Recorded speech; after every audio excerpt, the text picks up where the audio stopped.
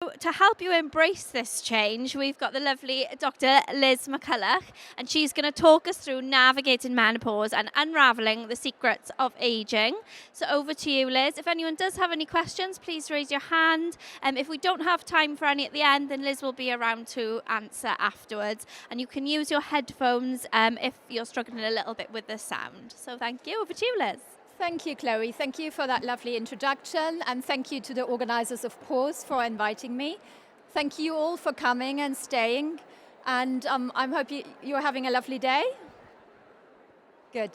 So I'm Dr Liz McCulloch, and today I'm going to talk about navigating the menopause and unravelling the secrets of ageing.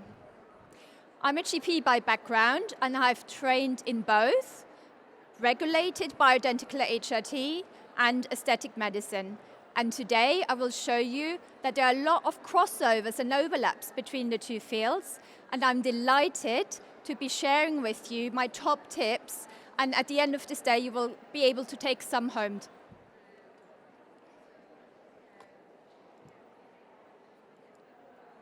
So a little bit about my background.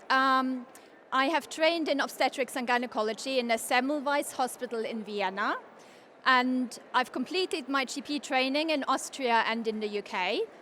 I've opened my clinic M-Skin in 2013, and then I've had the extreme pleasure and honor to be trained by one of the best in the country, Professor Nick Panay, who's the president of the International Menopause Society. And he's trained me at Chelsea and Westminster Hospital, and then in 2017 I became one of his associates at Hormone Health, which is a private practice. I've also been clinical lead for Brighton and Hove Clinical Commissioning Group, and I'm deputy chair for East Sussex Local Medical Committee. So Ignaz Semmelweis, my training hospital was named after him. In 1847, he found out that by washing his hands in chlorinated lime water, he could reduce the mortality of women giving birth. And originally, his colleagues didn't believe him and treacherously admitted him into an asylum, where he then died of gangrene. Just telling you this because I want to stay in that same time era. So imagine that we're back in 1900. The average age of menopause was 45, but the life expectancy was not much longer, so women didn't spend much time in the postmenopause. Let's all come back together to today. The average age of menopause is now 51.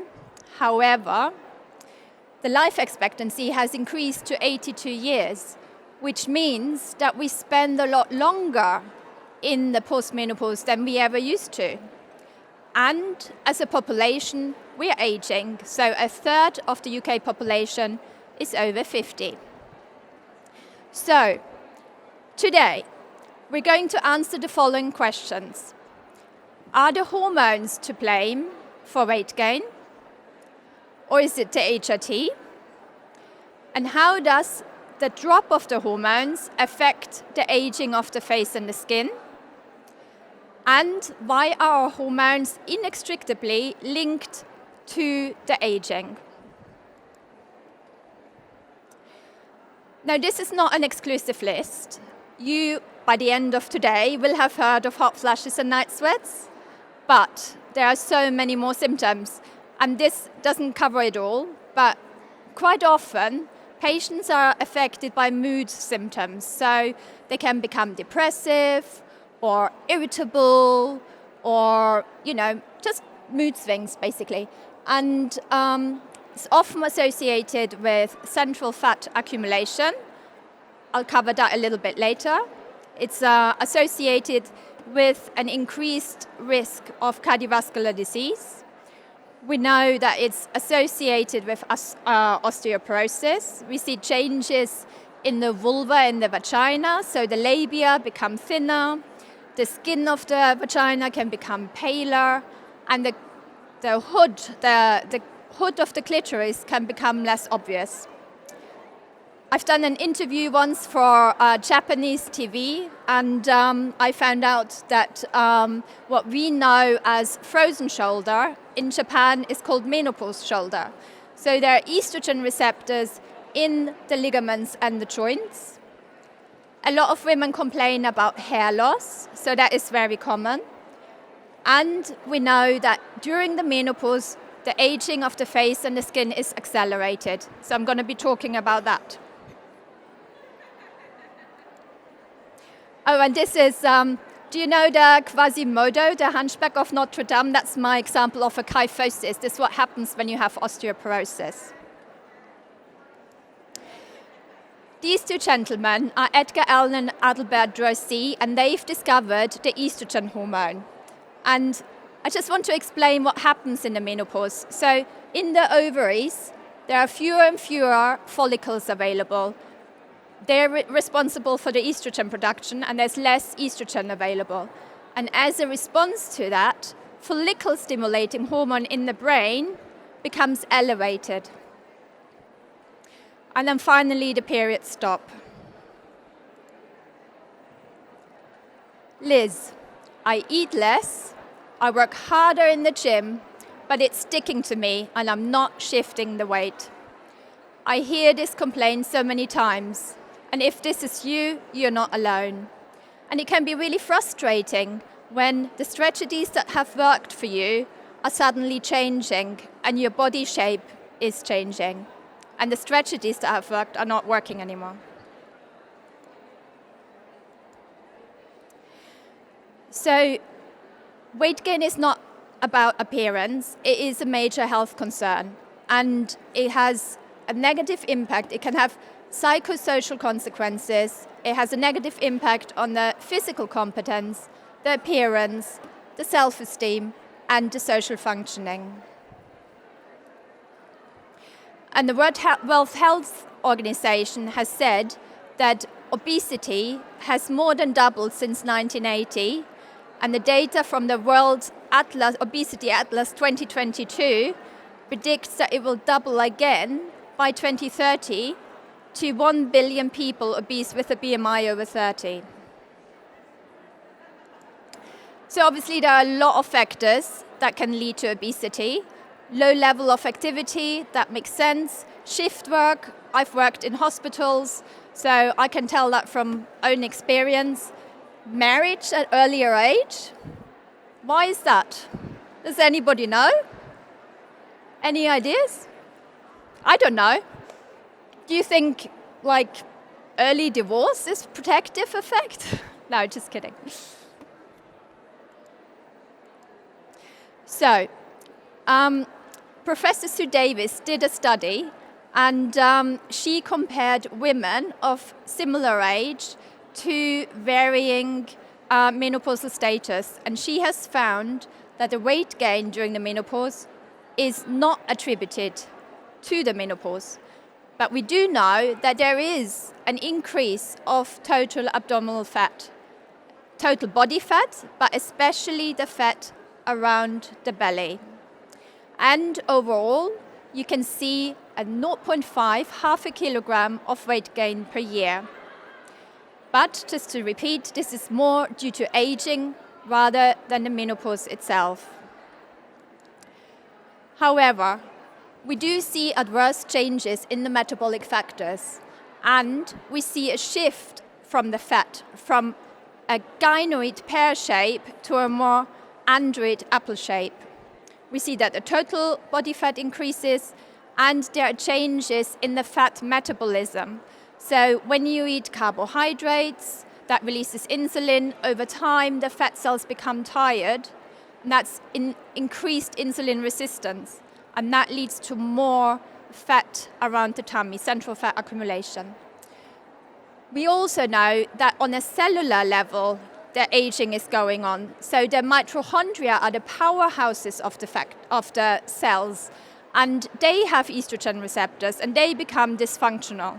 So if you want to learn more about that, then there is a book called Lifespan by Dr. David Sinclair, who will explain how other strategies like exercise, fasting, and cold water swimming can be helpful. Here's an example of a body fat analysis, and this is something we offer at Hormone Health.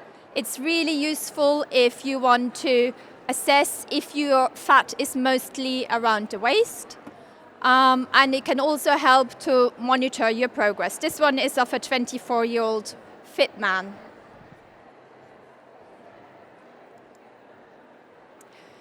So, does HRT help, or does it make it worse? What do you think? So, studies mostly indicate that estrogen ameliorates the tendency to gain central abdominal fat, and estrogen progesterone can lead to a reduction in overall fat mass. It leads to an improvement of the insulin sensitivity and a lower rate of developing type 2 diabetes.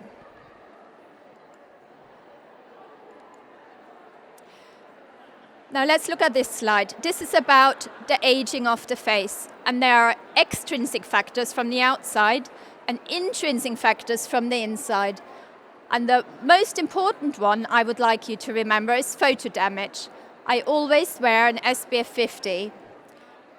If you do wear sun protection, then do think about vitamin D supplementation, because you may not get enough vitamin D if you wear SPF 50. And smoking causes smoker's lines. Diet is important. A high sugar diet can lead to glycation of collagen. Collagen, they're the elastic fibers, and that can lead, the glycation can lead to premature skin aging, and those elastic fibers becoming rigid.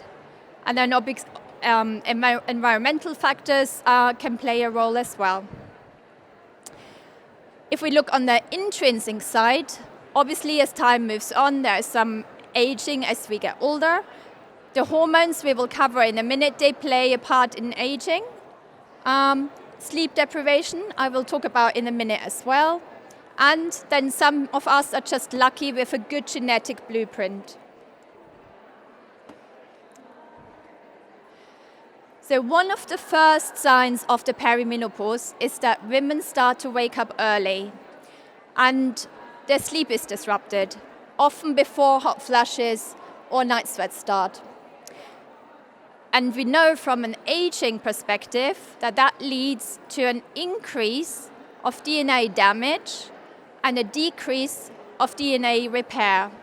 And also inflammation is driven up. And inflammation on a cellular level is also associated with aging. On a personal level, sleep deprivation can make you more irritable, so it can have an impact on your relationship, and obviously it can impact your work. You can struggle with concentration. When we give combined bioidentical HRT, and it contains micronized progesterone, that is one of the things women usually appreciate the most, that they start to sleep better. And alongside that, it will also help slow down the aging.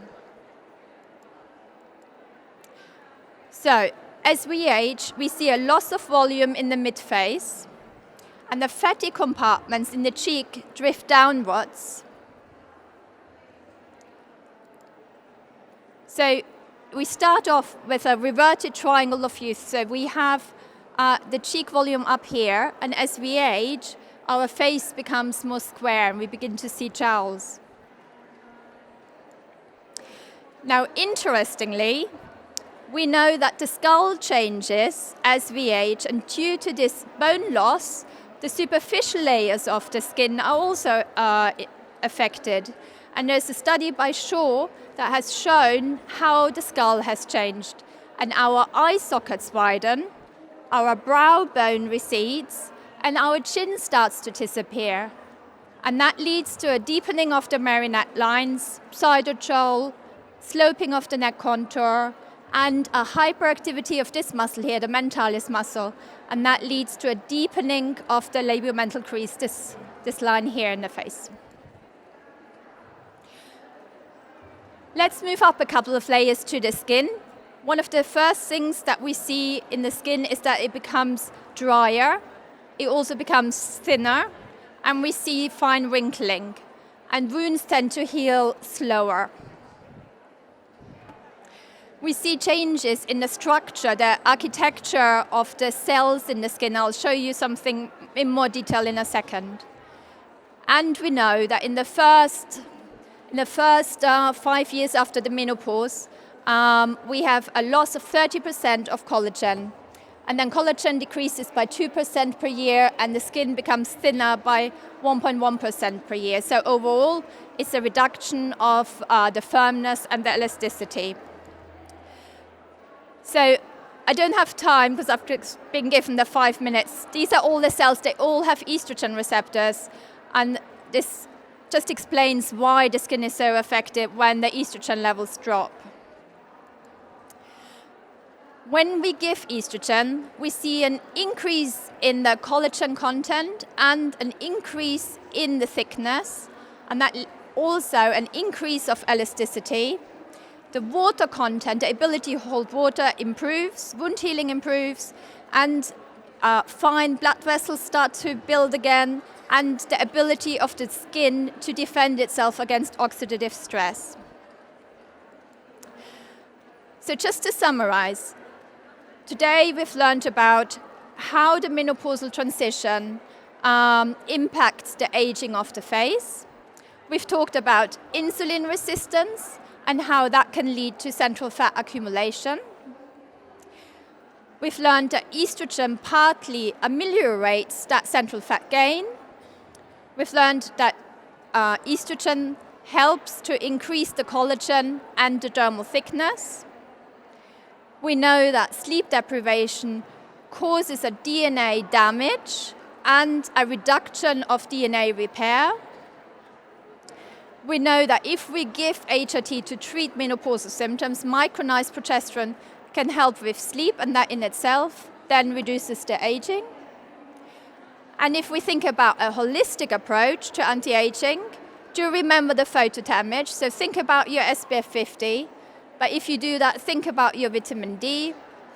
You can consider supplements like NAD+, smoking cessation, and think about that glycation of the collagen, and think about a low glycemic index diet. Thank you all for listening. We're here at stand A31, Hormone Health. If you have any questions, come and ask me. If we have time, you can ask some questions now.